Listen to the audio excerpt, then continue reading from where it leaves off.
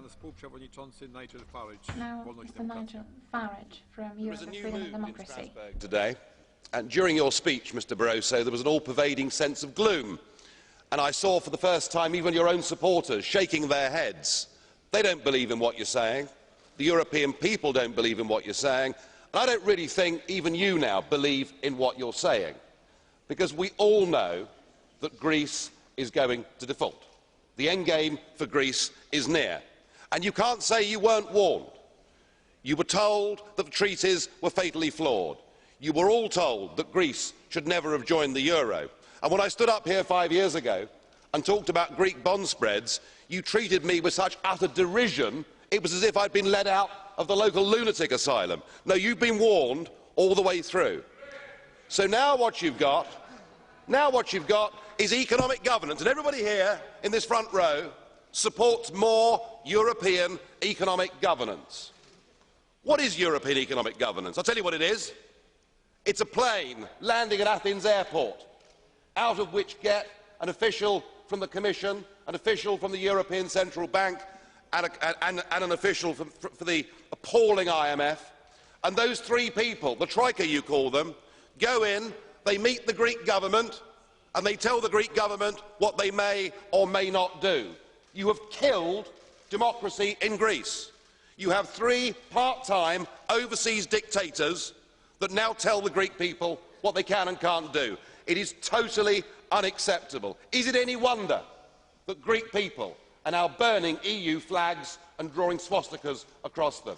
You are, frankly, unless Greece is allowed to get out of this economic and political prison, you may well spark a revolution in that country.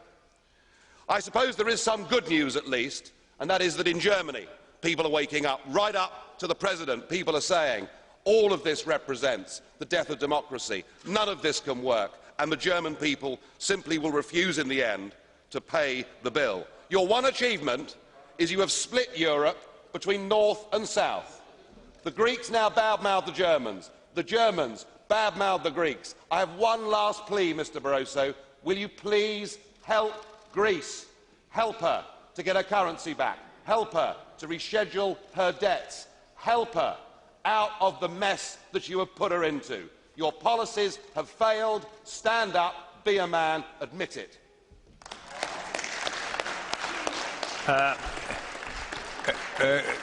Mr. Farage, is a blue card to you. Do you agree? Okay. Pan Lambert. Mr. Lambert. Mr. Farage, you're a very good speaker here.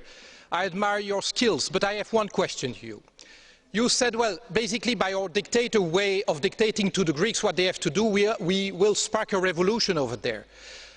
What I noticed over the summer is that the closest we got to a revolution was in the streets of London. And that's not part of the euro. So I'd like to see how you believe that we are going to get out if it's everyone on its own. Thank you.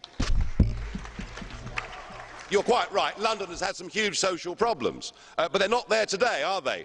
The difference is that in Greece, these protests go on day after day. And I put it to you, that if you strip from people, if you rob people of the most powerful thing they possess in a free society, their ability to vote for and to fire their governments, their ability to be the masters of their own destiny, if you take that from them, all they're left with is civil disobedience and violence. And so what you're doing in the name of economic governance is something that is incredibly dangerous, and far from this European project being something that will engender peace, it is likely to do the very opposite.